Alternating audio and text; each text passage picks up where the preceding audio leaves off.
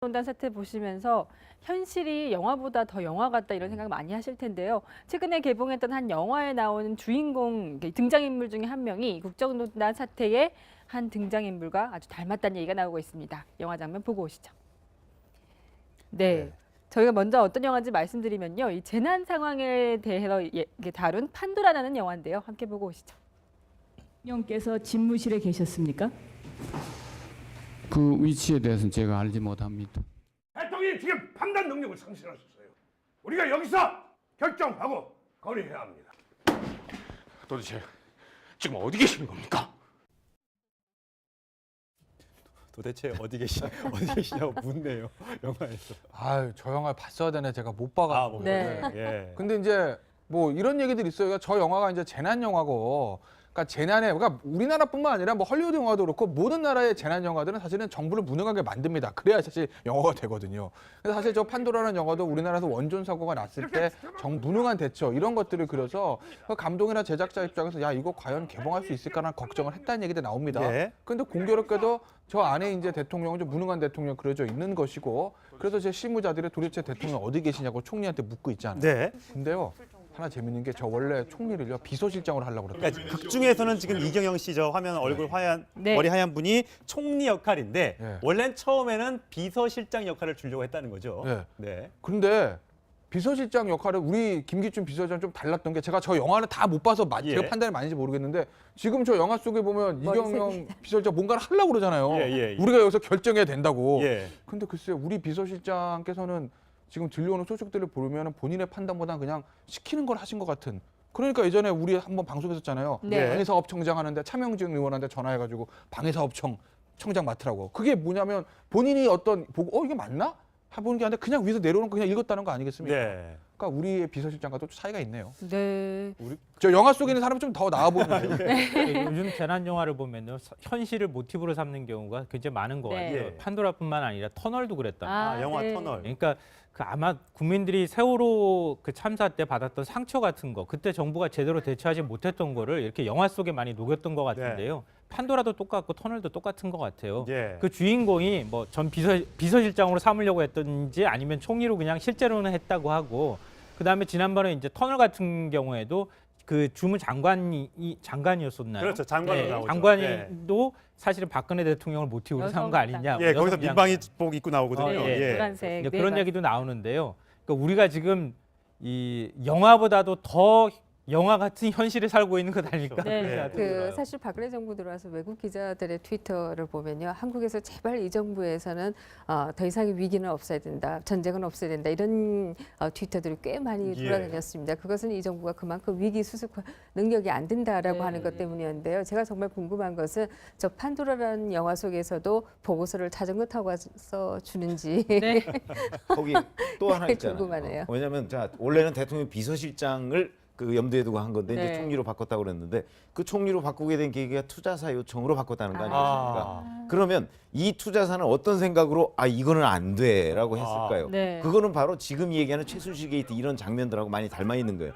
이 투자사는 그 좀 가슴이 쫄리는 거죠. 네, 한마디로 무상하게 얘기해서 블랙리스트도 있고요. 이거 얘기했다가 혹시 블랙리스트에 올라가서 우리 투자사 자체가 큰 뭐 세무조사를 받는다든가 네. 검찰 수사를 받는다든가 이런 꼴을 당하지 않을까 하는. 자기 검열을 했다는 네. 그렇죠. 가능성이 있다. 그러니까 우리 사회가 그만큼 사실은 민주화가 덜 된 거예요. 예. 근데 정말, 재밌는 거는요. 네. 비서실장이 총리보다 더 무서운 모양이에요. 그러네요. 원래는 총리가 더 무서워야 되잖아요. 네. 그러네요. 총리로 바꾸면은 총리가 오히려 화를 내야 되는 상황인데 그러네요. 비서실장이 총리 위에 있었다는 걸 알았던 모양이에요. 훨씬 센 거네요. 총리는 블랙리스트 만든 적이 없잖아요. 비서실장은 만든 것으로 네. 보이고. 그렇군요. 그렇네요. 그런가 하면은 이번 국정농단 사태에 유독 검사 출신 인물들이 많이 등장했잖아요. 그래서 다음 주말에 개봉하는 한 영화가 검사들을 다룬다고 합니다. 그 영화 장면 보고 오시죠. 진짜 권력을 누리는 검사는 정말 없을까? 대수야, 안 보이니? 내가 역사야. 이 나라고. 그의 라인을 잡는 것이 권력의 핵심이 되는 길이다. 새로운 세상이 열린 것이다. 네, 정우성, 조인성, 네. 막 이름이 들어봐도 뭐 가슴 설레는 남자들만 나옵니다. 네. 장면이 훈훈합니다. 근데 이게 이제 그거죠. 더킹이라고 이제 대통령이 남자 검사 출신 사람들의 어떤 이 권력 의지를 보여주는 그런 영화인데 네. 맨 마지막에 보통 이렇게 올려면 이 영화는 뭐 실제가 아닙니다라고 하는데 이 내용의 이거 장면의 마지막 장면은 영화의 내용은 허구이며 실제와 같은 것이 있더라도 우연이다 이렇게 지금 하고 있다면서요. 그러니까 영화나 드라마를 봤을 때요, 이것은 허구 이거 나오는 등장인물과 뭐 그거는 뭐 다 뭐 진실이 아니면 뭐 그렇죠. 발견 이런 예, 얘기 나오잖아요. 그렇죠. 예. 그런 영화나 드라마의 공통점이 있어요. 현실을 너무나 잘 반영합니다.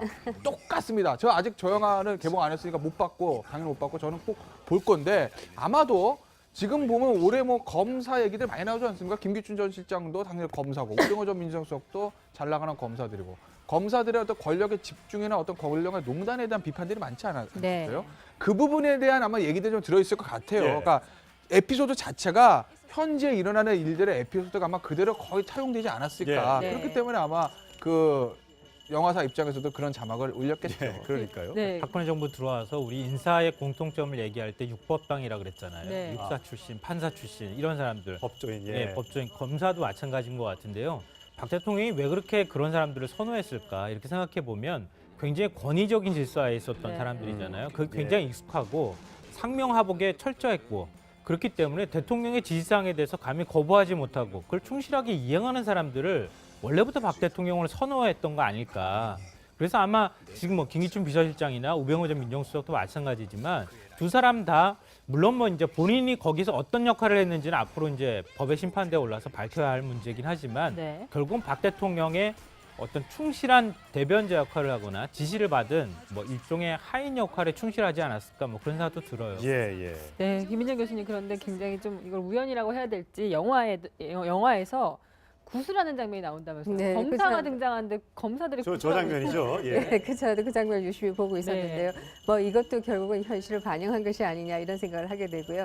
박근혜 대통령도 본인이 직접 그런 말씀을 하셨죠. 내가 무슨 굿을 했다더니 예. 이것은 사실이 아니다 이런 말씀을 하셨는데요.